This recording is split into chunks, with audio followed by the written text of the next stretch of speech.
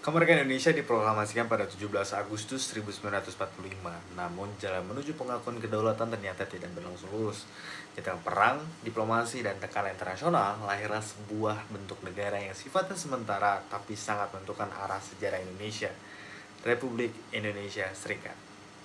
Jika kita melihat pembentukan RIS, kita tidak bisa menganggapnya sebagai keputusan politik yang lahir dalam keadaan tenang. RIS terbentuk di tengah konflik revolusi dan jalan diplomasi setelah proklamasi 17 Agustus 1945 saat Republik Indonesia masih sangat muda. Belanda datang kembali dengan tujuan memulihkan kekuasaan kolonialnya. Dalam situasi itu, perjanjian Kertajati pada November 1946 menjadi jalan kompromi. Belanda mengakui Republik Indonesia secara de facto di Jawa, Sumatera, dan Madura. Namun pada saat yang sama muncul rencana pembentukan negara federal yang nantinya dikenal sebagai Republik Indonesia Serikat atau RIS. Masanya gagasan ini dipahami secara berbeda oleh kedua pihak. Bagi Indonesia, federalisme dianggap sebagai langkah sementara menuju pengakuan kedaulatan penuh. Sedangkan bagi Belanda, sistem federal menjadi cara untuk membatasi kekuatan republik dan tetap mempertahankan pengaruhnya.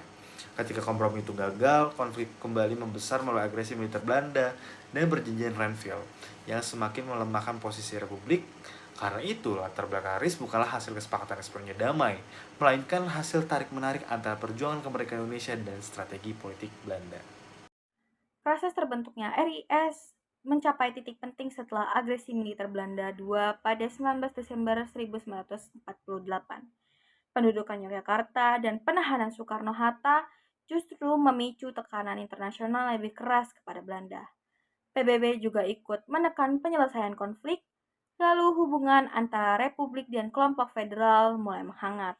Hal ini terlihat dalam Konferensi Inter-Indonesia pada Juli hingga Agustus 1949, ketika disepakati identitas bersama negara penerima kedaulatan seperti nama RIS, bendera merah putih, bahasa Indonesia, dan lagu Indonesia Raya.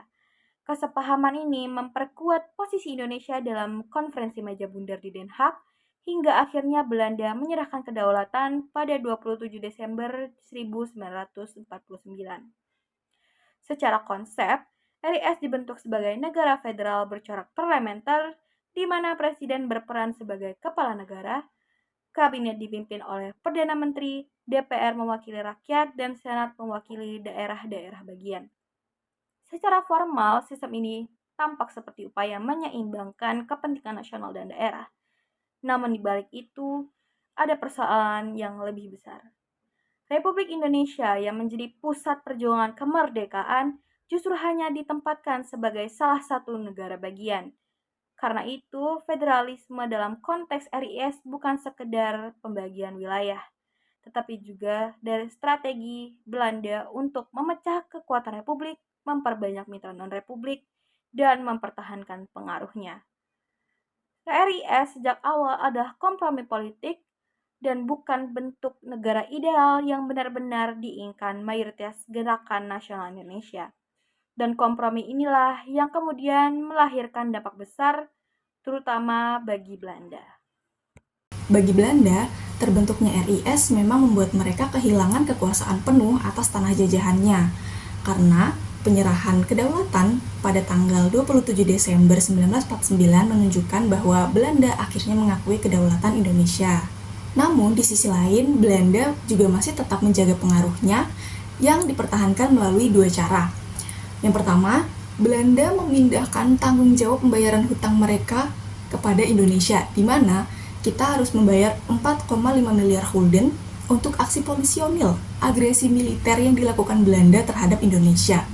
Yang kedua, RIS ditempatkan setara dengan Belanda dalam Uni Belanda Indonesia yang dipimpin oleh Ratu Juliana. Jadi, meskipun Belanda kehilangan koloni secara formal, mereka tetap berupaya mengamankan politik dan ekonominya. Lalu, bagaimana pengaruh RIS terhadap Indonesia sendiri? Selanjutnya saya akan membahas dampak RIS terhadap Indonesia.